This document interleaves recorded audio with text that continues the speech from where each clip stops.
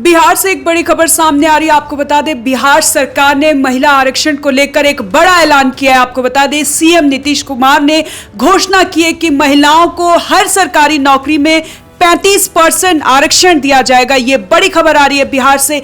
क्या है ये पूरा मामला, इसकी ज्यादा जानकारी देंगे editor in chief Neeraj Sharma. Neeraj Sharma, election से पहले ये महिलाओं को बड़ी सौगात मिली है, और क्या अपडेट है आपके पास? देखिए, बिहार सरकार ने एक बड़ी सौगात दी है बिहार की उन महिलाओं के लिए जो बिहार में ही रहती हैं या बिहार से ही संबंध रखती हैं।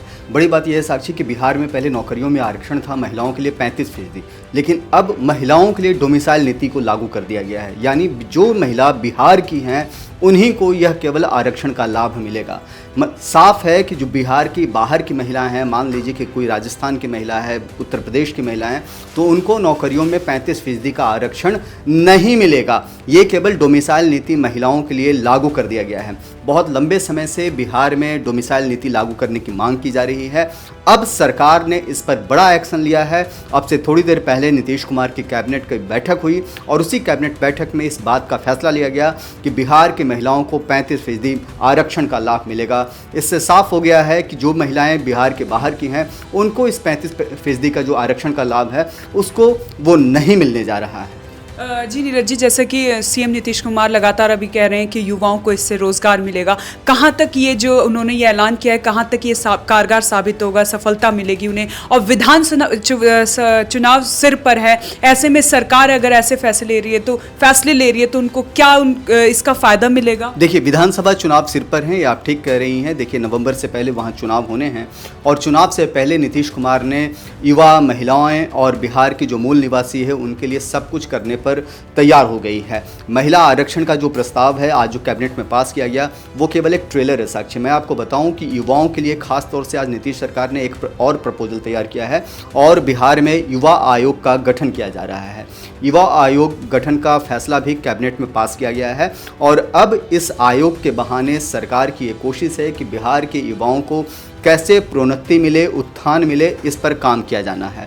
नीतीश कुमार की सरकार ने युवाओं वोटर्स जो हैं, बड़ी संख्या में युवा वोटर्स हैं, उनके लिए भी तैयारी तेज की है और उसी तैयारी के तहत जो है युवा आयोग का गठन किया गया है। हालांकि विपक्ष इस बात पर सवाल उठा रहा है साक्षी कि चुनाव से ठीक पहले ही सरकार की नींद क्यों खुली है, आंखें क्यों खुली हैं, चुनाव जब सिर पर है तब इस तरह के आयोग का गठन क्यों किया जा रहा है। आपको बता दें कि अभी से कुछ दिन पहले ही बिहार में सवर्ण आयोग का भी गठन किया गया था। सवर्ण आयोग के बहाने सवर्णों के वोट बैंक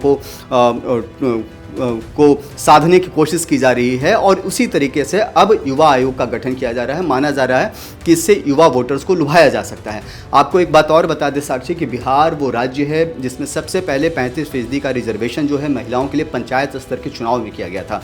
लंबे समय से लोकसभा के लिए 33% की मांग की जा रही है कि लोकसभा में महिलाओं के लिए आरक्षण किया जाए, लेकिन अब तक लोकसभा या राज्यसभा में इस तरह की कोई आरक्षण पास नहीं हुआ है। लेकिन बिहार वो राज्य है जहां 33% महिलाओं के लिए आरक्षण किया गया था और अब 35% का बिहार के मूल निवासी महिलाओं के लिए आरक्षण दिया गया है। आपको बता दें कि जिस तरीके से डोमिसाइल नीति बिहार में बहुत विपक्ष डोमिसाइल नीति को लेकर के हवाबाजी कर रहा था, नीतीश सरकार को घेरने की कोशिश में जुटा हुआ था, लेकिन नीतीश कुमार ने एक ब्रह्मास्त्र चला करके उस डोमिसाइल नीति को कहीं ना कहीं जो विपक्ष के जो सवाल थे उसको खत्म करने की कोशिश की है। अब महिलाओं को 35% रिजर्वेशन की बात तो हुई है, साथ साथ युवाओं के लिए युवा आयोग का गठन किया गया है और इतना ही नहीं, दिव्यांग जनों के लिए भी कैबिनेट ने एक बड़ा फैसला लिया है और ऐसे छात्र जो बीपीएससी यूपीएससी जो पास कर जाते हैं, ऐसे जो प्री एग्जाम्स जो पास करते हैं, उनके इंटरव्यू की तैयारी के लिए साक्षी मैं आपको बताऊं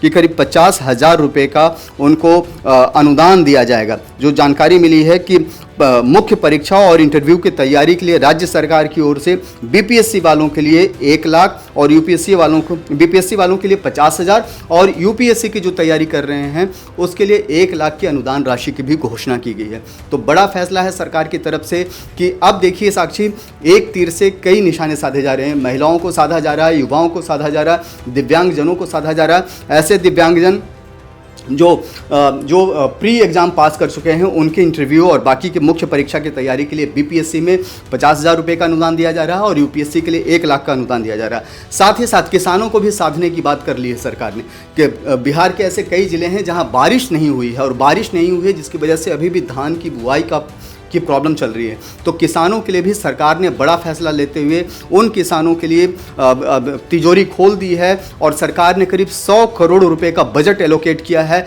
डीजल अनुदान के लिए। डीजल अनुदान समझिए साक्षी कि जो मोटर पंप चला करके जो खेती कर सकते हैं उन किसानों के लिए जो है डीजल अनुदान की घोषणा की है, यानी कि तिजोरी खोल दी गई है। फिर चाहे वो महिला हो, युवा हो, दिव्यांग हो या फिर किसान हो, नीतीश सरकार ने फैसला ले लिया है और इस फैसले के तहत जो है सबको भला करने में सरकार जुटी है। लेकिन देखने वाली बात ये होगी साक्षी कि ये जो नीतीश कुमार ने जो पिटारे खोले हैं वो वोट में कितना तब्दील होता है। जी नीरज जी, एक आखिरी सवाल ये रहेगा, जैसे कि आरजेडी का जो नेता है तेजस्वी यादव और नीतीश कुमार के बीच में ये बिल्कुल देखा जा सकता है कि जो मैदान में जंग चल रही है युवाओं को साधने की, अभी तक जो छवि बना रहे थे तेजस्वी यादव एकदम युवाओं के नेता बनने के लिए, क्या ये जो अब फैसला लिया गया है अब युवा भटकेगा, उसका वो डाइवर्ट होगा आरजेडी की तरफ? देखिए, पहले कोशिश की जा रही है, बिहार जो है युवा राज्य है, करोड़ों लोग ऐसे हैं जो युवा हैं जो 18 से 30 साल की उम्र के लोग हैं और ऐसे में तेजस्वी यादव, देखिए यहाँ सेकेंड जनरेशन पॉलिटिक्स यहाँ पर हो रही है। लालू यादव लगभग अब रिटायर हो रहे हैं, उनके जगह पर तेजस्वी यादव आ गए हैं। रामविलास पासवान रहे नहीं, उनका बेटा है चिराग पासवान जो केंद्र में मंत्री हैं, वो लीड कर रहे हैं और यही हालत है नीतीश कुमार के बेटे की। नीतीश कुमार भी लगभग रिटायरमेंट पर आ गए हैं और उनके बेटे जो निशांत हैं उनकी भी पॉलिटिकल एंट्री होने जा रही है। माना जा रहा है कि इस बार का वो विधानसभा चुनाव भी वो लड़ेंगे। तो जिस तरह के हालात पैदा हो रहे हैं उसमें युवा वोटर्स बहुत मायने रखते हैं और युवा वोटर्स के साथ युवा नेता भी सामने आ रहे हैं। अब देखने वाली बात होगी कि युवा आयोग की जो गठन किया गया है वो युवा आयोग कितना कारगर साबित होता है युवाओं को रिझाने में, उनका वोट लेने में, और क्या ये जो वोट है वो नीतीश सरकार के साथ जाती है या नहीं, वो चुनाव में देखा जाएगा। जी नीरज जी, बहुत बहुत धन्यवाद आपका।